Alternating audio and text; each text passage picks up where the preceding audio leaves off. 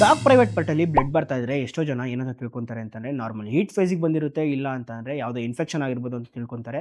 ಕೆಲವೊಂದ್ಸತಿ ಇದು ಡೇಂಜರಸ್ ಆಗಿರುವಂತ ಟಿ ಬಂದಿರಬಹುದು ಅಂತ ಯಾರು ಅನ್ಕೊಂಡು ಕೂಡ ಇರಲ್ಲ. ಏನಿದು ಟಿ ಅಂತ ತಿಳ್ಕೊಳ್ಳೋಕೆ ಮುಂಚೆ ಈ ವಿಡಿಯೋನ ಸೇವ್ ಮಾಡ್ಕೊಳ್ಳಿ, ಜೊತೆಗೆ ನಮ್ಮ ಅಕೌಂಟ್ನ ಫಾಲೋ ಮಾಡೋದು ಮಾತ್ರ ಮರ್ತೋಗ್ಬೇಡಿ. ಏನಿದು ಟಿ ಅಂತ ಕೇಳೋದಾದ್ರೆ ಟ್ರಾನ್ಸ್ಮಿಸಿಬಲ್ ವಿನರಲ್ ಟ್ಯೂಮರ್ ಅಂತ ಕರೀತಾರೆ. ಇದು ಬರುವಂಥದ್ದು ಅನ್ಸ್ಟೆರಿಲೈಸ್ ಆಗಿರುವಂಥ ಡಾಗ್ಸ್ಗಳಿಗೆ.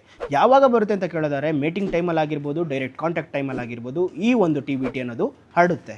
ಇದ್ರ ಸಿಂಪ್ಟಮ್ಸ್ ನಾವು ನೋಡೋದಾದರೆ ಸ್ವೆಲ್ಲಿಂಗ್ ಆಗಿರ್ಬೋದು, ಬ್ಲೀಡಿಂಗ್ ಜಾಸ್ತಿ ಹೋಗ್ತಾ ಇರೋದಾಗಿರ್ಬೋದು, ರೆಡ್ ಕಾಲಿಫ್ಲವರ್ ಲೈಕ್ ಕಾಣಿಸ್ತಾ ಇರುತ್ತೆ ಅದೊಂದು, ಮತ್ತು ತುಂಬಾ ಬ್ಯಾಡ್ ಸ್ಮೆಲ್ಲು ಇದನ್ನು ಯಾವಾಗಲೂ ಲಿಕ್ ಮಾಡ್ತಾನೆ ಇರುತ್ತೆ. ಇದೆಲ್ಲ ಇದ್ರ ಸಿಂಪ್ಟಮ್ಸ್ ಆಗಿರುತ್ತೆ.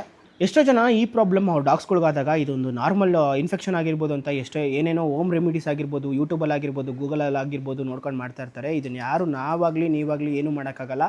ಇದನ್ನ ಏನೇ ಮಾಡಿದ್ರು ವೆಟ್ ಹತ್ರನೇ ಕರ್ಕೊಂಡು ಹೋಗ್ಬೇಕು. ನೀವು ಅರ್ಲಿ ಸ್ಟೇಜಲ್ಲಿ ಇದ್ದರೆ ಇದನ್ನು ಬೇಗನೆ ಕ್ಯೂರ್ ಮಾಡ್ಬೋದು ಡಾಕ್ಟರ್ಸ್ಗಳು. ಇದಕ್ಕೆ ಮಾಡೋವಂಥ ಟ್ರೀಟ್ಮೆಂಟ್ ಬಂದು ಕೀಮೊಥೆರಪಿ ಅಂತ ಹೇಳ್ತಾರೆ. ಇದು ನಮ್ಮ ಚಾರುಲ್ಲೂ ಕೂಡ ಆಗಿತ್ತು, ಬೇಗನೆ ಗುಣ ಆಯಿತು. 2 ಕೀಮೊಥೆರಪಿ ಸೆಷನ್ಸ್ ಮಾಡಿಸಿದ್ದು ನಾವು, ನೀಟಾಗಿ ಕ್ಯೂರ್ ಆಗಿದೆ ಈಗ.